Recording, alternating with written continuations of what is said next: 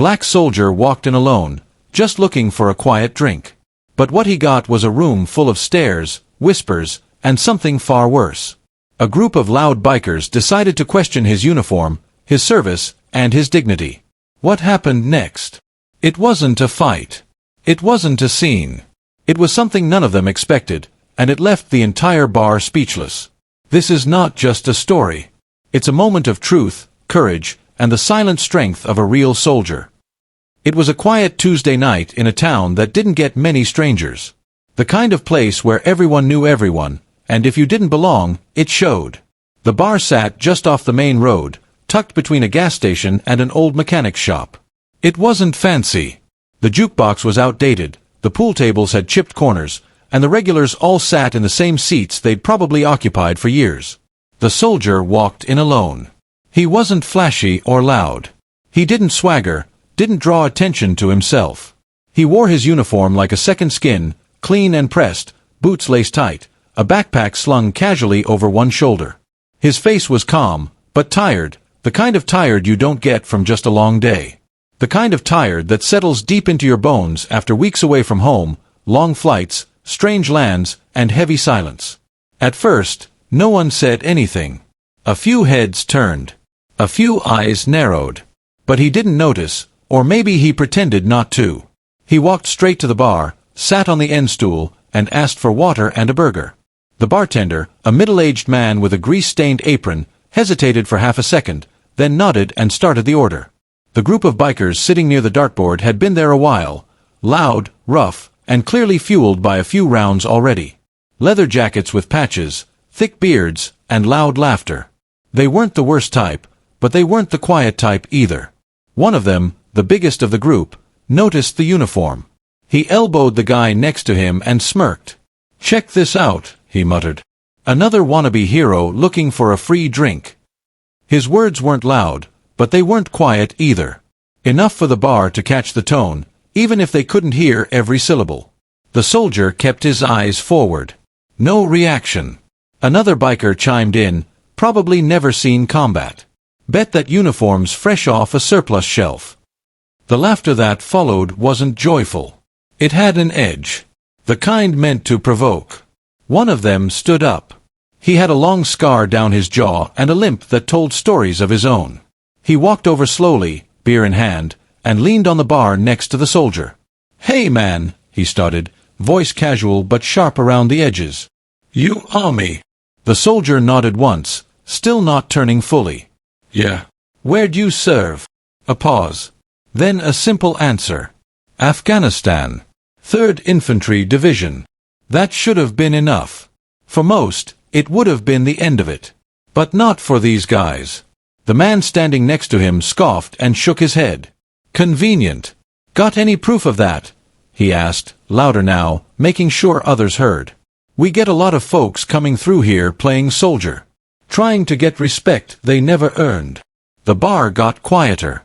Conversations slowed. A few people turned fully in their seats. The bartender wiped his hands on a rag, watching carefully now. The soldier didn't flinch. He took a slow sip of his water, set it down, and finally turned his head toward the man beside him. "You want to see my deployment papers?" he asked quietly. "Or maybe my dog tags?" The biker grinned like he'd won something. Like he'd found the crack in the armor. "I want to know who you really are. Because from where I'm standing, you don't look like any soldier I ever served with." Another biker stood up now, joined the first. "That uniform's clean," he said. "Too clean. Looks like a Halloween costume." Someone from the back added, "What's a guy like you even doing here? This ain't a base. You trying to impress someone?" The soldier didn't rise to it. He didn't raise his voice or square his shoulders. He didn't flex or threaten. He looked at them, calm, steady, and then back at the bartender. "I came in for a burger," he said. Nothing else. But the air had shifted. The room felt tighter, like something was building. The kind of pressure that lives in the space between ignorance and pride. No fists had been thrown. No names had been called outright. But the message was clear. He didn't belong. Not to them. And still, he sat there, back straight, eyes clear. No anger, no fear. Just silence, and the kind of restraint that only those who've truly served know how to carry. The moment lingered, stretched. Something was about to happen. Something no one in that bar was prepared for. And when it did, it wasn't loud. It wasn't violent. But it would be remembered. The soldier didn't shift in his seat. He didn't glance around to measure who was with him and who wasn't. He didn't need to. His silence wasn't passive. It was composed, calculated, the kind that comes from experience, from understanding that sometimes the loudest voice in the room is the one that says nothing at all. The man who had accused him leaned closer, expecting a reaction, pushing for one. The soldier reached down, slow and deliberate, and unzipped the side of his backpack. He didn't do it quickly or with fanfare. It was precise, methodical. From inside, he pulled out a small leather wallet and placed it on the counter. Then, with steady hands, he unfolded it and revealed his military ID. The bar fell into a hush as a few nearby eyes glanced at the card. The same name printed across his chest sat on that piece of government-issued plastic. Below it, his rank. His service branch. His identification number. Nothing flashy. Just facts. The kind that didn't need embellishment. Still, the bikers weren't satisfied. "Anyone can fake that," one said, though his voice had lost some of its bite. So the soldier reached back into the bag. This time, he pulled out a weathered envelope. Inside were creased, faded photographs, some worn at the corners, others smudged with time. He spread them gently on the bar, one by one. A photo of a desert outpost under a red sky. A group of soldiers in full gear, their uniforms dusty, their eyes alert. A picture of him beside a Humvee, his arm around a fellow soldier who now only lived in those photographs. And then one more, a memorial table with a helmet, a pair of boots, and a rifle standing upright, a tribute no one questioned once they'd seen it with their own eyes. For a moment, no one said anything. The man who had first challenged him stared at the photos. He didn't reach for them, didn't touch them, but his jaw tensed. Something about the rawness, the reality in those images, chipped away at the armor of bravado. It wasn't just a uniform anymore. It was the weight of loss. The cost of service. And the undeniable truth that sat right there on the bar for everyone to see. The soldier spoke then, not to provoke, not to defend himself, but to clarify. "I served 3 tours. Kandahar, Helmand, and Farah. I lost brothers in all 3. His voice wasn't raised. He wasn't boasting. He was stating a fact that didn't need anyone's approval. No swagger. No emotion.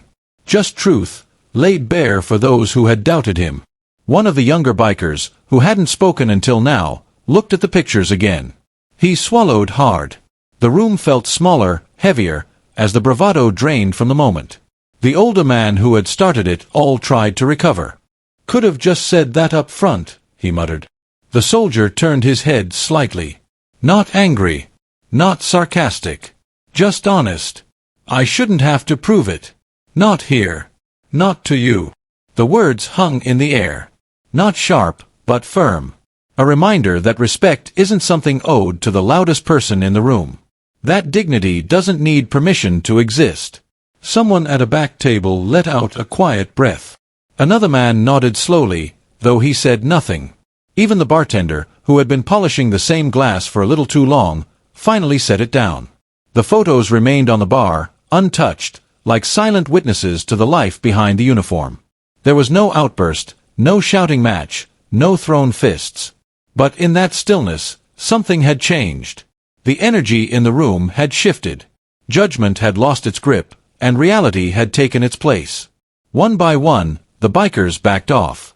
Not with apologies, some men are too proud for that, but with silence. With retreat.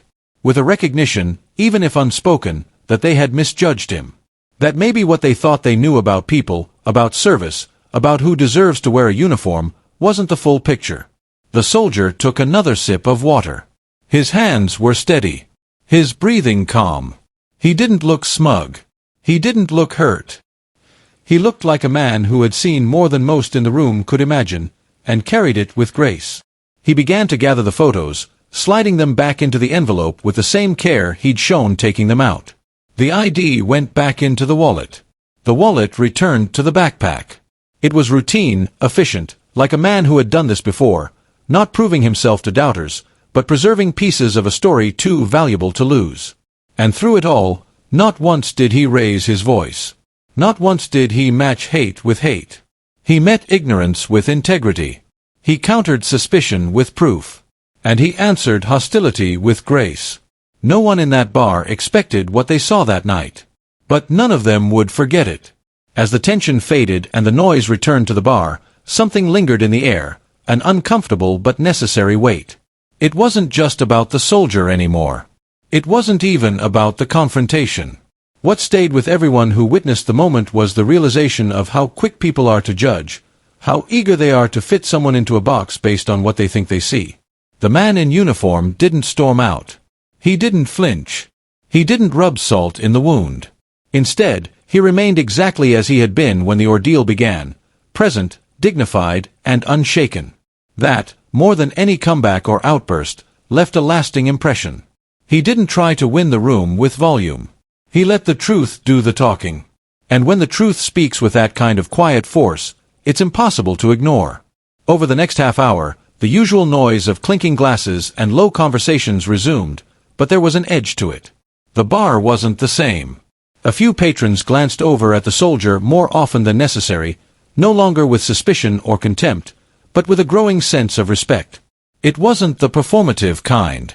It was reflective, an inward shift sparked by what they had seen. The older biker who had first confronted him sat further back now, no longer animated or confrontational. His drink sat untouched, his eyes fixed on nothing in particular. Sometimes it takes being humbled in front of strangers to confront your own ignorance. He had expected a lie, maybe even a fight. He got neither. What he got instead was a truth too undeniable to dismiss and a man too composed to hate. Meanwhile, the soldier didn't use the moment to preach. He didn't tell them off. He didn't list his sacrifices or ask for sympathy. And yet, by simply being himself, he had made a statement stronger than any argument. He had become, in that moment, the living embodiment of honor, not just the kind earned in combat, but the kind demonstrated in restraint, in choosing not to match hate with hate. And that's where the real shift happened. In a world where confrontation often escalates, where people film conflicts for entertainment and drama is currency, the soldier's calm response broke the cycle. He didn't take the bait. He didn't need to. He knew who he was. He knew what he'd done. And that truth didn't waver in the face of doubt. That kind of certainty can't be faked, and it doesn't go unnoticed. Word of what happened began to spread beyond just the people at the bar. Stories like this don't stay confined to four walls. Someone mentioned it to a friend. Someone else shared it with a veteran they knew. The tale became more than just an anecdote. It became a moment people pointed to when talking about grace, about courage, about rising above ignorance without losing your humanity. And for those who were there, it became personal. That night was no longer just another evening out, it became a turning point. It exposed assumptions and challenged beliefs. It forced people to ask themselves, how often do we question someone's worth based on their skin color, their appearance, their silence? How quick are we to demand proof when all we really need is a willingness to listen? The soldier never asked for attention. But by standing his ground with composure, he earned something more valuable than applause. He earned understanding. He didn't fight fire with fire. He extinguished it by refusing to add fuel. He showed that real strength isn't measured in volume or fists, but in how you hold yourself when everything around you is trying to shake you. Some of the bikers would later admit, in quieter moments, that they hadn't expected to be wrong. They carried a narrative in their heads, a stereotype, a prejudice, a misguided idea of who looks like a soldier and who doesn't. That narrative shattered in a matter of minutes. And while not all of them would admit it publicly, deep down they knew they'd been shown something they couldn't unsee. That's how change happens. Not always through speeches. Not always through protests. Sometimes it's in a moment. A look. A calm rebuttal. A truth that doesn't bend. And in those moments, hearts shift. Minds open. Not because they're forced to, but because they see something undeniable. Something that demands a reevaluation of what they thought they knew. The soldier didn't need to be a hero that night. But in his quiet defiance, he became one anyway. Not just for himself, but for anyone who's ever had to carry proof of who they are just to be believed. For anyone who's ever been judged before being heard. For anyone who's ever had to face hate and chose, instead, to respond with grace. He walked out of that bar the same man who walked in, same stride, same calm, same integrity. But for everyone else inside, something had changed. Maybe it didn't show on the surface. Maybe it didn't result in loud apologies or sudden transformations. But it settled in. Quietly. Permanently. Like a lesson they didn't expect, but one they needed. And they would remember him, not because he shouted, not because he fought, but because he stood, when it would have been easier to walk away. And that, right there, is the kind of strength that doesn't need to raise its voice to be heard. In a world full of noise, sometimes the most powerful message is delivered in silence, in composure, in character, in choosing dignity over ego. That soldier didn't just defend his honor. He reminded everyone in that room, and now, all of us, what true courage looks like. It's not always about fighting back. Sometimes, it's about standing tall, knowing the truth is on your side, and letting the weight of that truth do all the talking. If this story moved you, made you think, or challenged your perspective, don't forget to hit that like button, subscribe to the channel, and share this moment with someone who needs to hear it. Drop a comment below and tell us, what would you have done if you were in that bar? Until next time, this is Soulful Storie, bringing you real stories, raw emotion, and powerful truths, one voice at a time.